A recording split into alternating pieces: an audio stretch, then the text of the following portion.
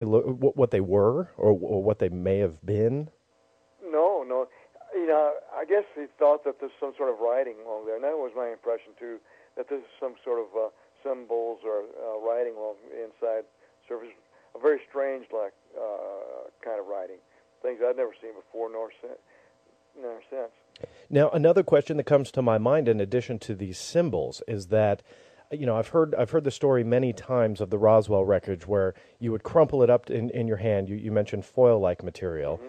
and then you would open your hand, and then out it would spread. It would kind of go back to its original shape. Is there any truth to that? Well, I did not see that myself. I handled the foil, but I didn't crumple it up, or I didn't, tear it or stress it or try anything like that. But my dad said, when he came back, I heard him talk about this unusual property in one of the interviews, that it would open up. Other people describe the same kind of feature where you crumple it up and it would unfold like metal, like a memory.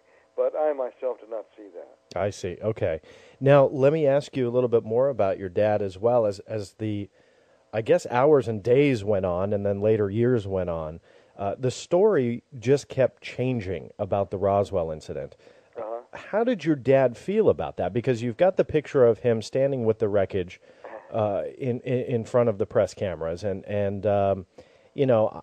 don't claim to be an expert at reading people, but it kind of seemed like he didn't really want to be there or was forced to be there.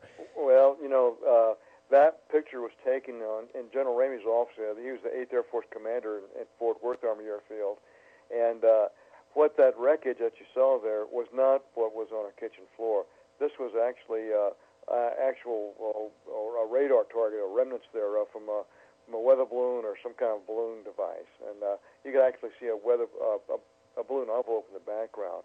So that's where the cover-up started. And the look on my dad's face is like, you got to be kidding me. This is not what I found or what I picked up. But and I have to say that's not what we saw on our kitchen floor. Interesting. So, how did your dad feel about that, being ordered to do this? Well, he was a good soldier. He followed orders. Mm-hmm. As a matter of fact, when he came back from, he had flown the material to Fort Worth in a B-29 under armed guard, I might add. And when he came back from there, he sat my mother and myself down and kind of told us in no uncertain terms we were never to talk about this again. That this didn't happen. So you don't talk about something that didn't happen. And that's the way it stayed for years, as far as I was concerned. And so the family itself didn't talk about it, not even in public, but the family itself.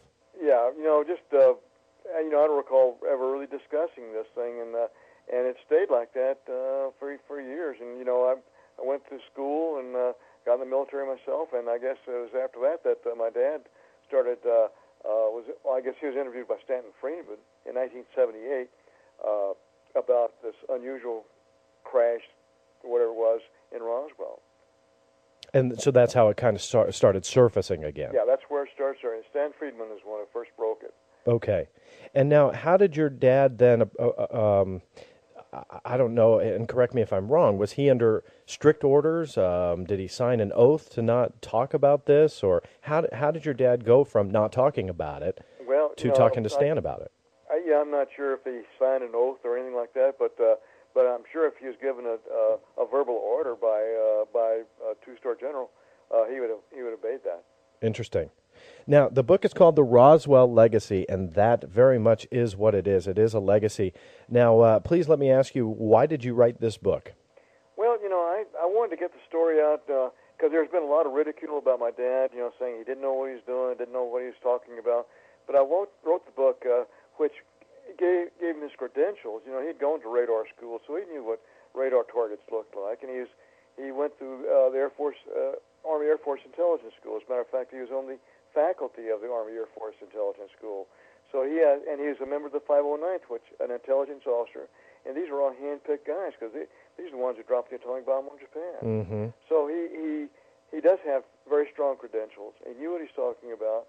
He was not given to wild, imaginary things, and I just want to kind of clear that up Mm-hmm. and give a little story of what I saw, what I thought, how it affected my life, and just go from there. Interesting. Now, what kind of things do we see in the book? Because I've got it here in front of me, and I'm going through it. You've got some pretty amazing pictures, many of which I really haven't seen before. So give me a rundown of what people can see when they buy the book. Well, it shows pictures of a mogul balloon. That was the Air Force first said this was a weather balloon. Well, years later they changed that to a mogul balloon, which was actually a top secret device, but its mission was top secret, but not the material that it was made out of. It was just a balloon is a balloon is a balloon.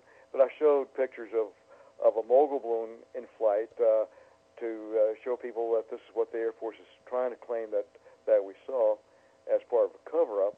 And I go into a little bit about how it is possible for space travel to actually exist. With a little more engineering, we'll be doing it ourselves, traveling to the stars. Interesting. And it gives me a little bit about my personal feelings about this, but primarily it was designed to clear up any misconceptions about my dad. I see. And what are the biggest ones? I know you've mentioned a few. I mean, is there something that really sticks out that bothers you the most that you really just wanted to refute and get it over with? I mean, about my dad? Yeah. Well, he did keep this thing to himself for many years, and of course the family did too.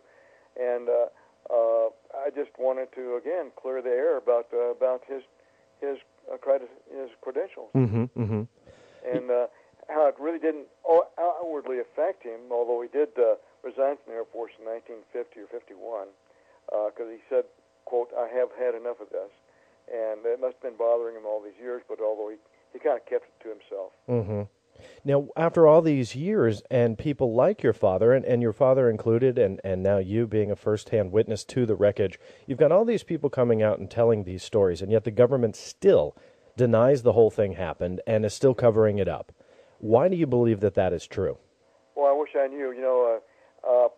Part of the book goes into how the government, actually, at least a government official did admit to me that Roswell was not fiction, and because they interviewed me about this thing.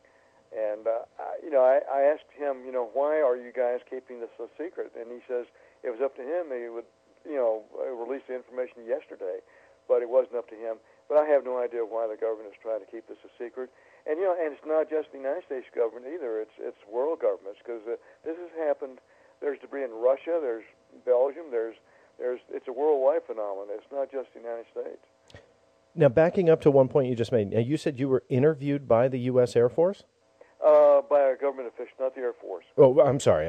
So a government official. Now, was this for the Roswell report, case closed or something like that? No, that was a separate interview. That was the Air Force interviewed me for that. I see. Can I ask you details on this interview? I mean, was there a reason why they were asking you questions? Well, that real meaningful interview was in Washington, and I was going to a meeting in Washington, and my office secretary got a call from somebody who said that he realized I was coming to Washington. He wanted to talk to me, and he just wanted to see what I knew about the Roswell event. And this was in the Capitol building itself, in the basement of the Capitol building. And, we walked into this big panel room in a secure location, and there was a book called Majestic, which is actually a fictional account of Roswell, but he said this is not fiction, meaning the Roswell event itself. And I said, I know it's not fiction. So I just divulged to him what I knew about this, and just a very friendly discussion about this. Interesting. We're talking to Dr. Jesse Marcel, Jr., the son of Jesse Marcel, who was first on the scene at the Roswell crash back in July of 1947. Make sure you check out his new book, The Roswell Legacy, the untold story of the first military officer at the 1947 crash site. This is an awesome hour. It is an honor to have him on. Don't go anywhere. There's much more coming up right here on the Black Vault Radio. Stay tuned. And welcome back to the Black Vault Radio. I am your host, John Greenwald Jr. Dr. Jesse Marcel Jr., author of The Roswell Legacy, is on with me. Dr. Marcel, it is an honor to have you. I appreciate you taking the time and telling me your story. And it really is a story that needs to be told, albeit it's been told many different times, but it's great to actually have somebody who was there, and especially with the Marcel name, telling that story. Now, when you were 11 years old and you saw this wreckage, Yes. one of the biggest pressing questions in my mind is, did you even know what you were looking at the time, or the Well, magnitude of it? well, initially I didn't know what this was, but I later found out what a flying saucer was. That was my dad's implication. This is parts of a flying saucer. That this is something not of human manufacture. And looking at those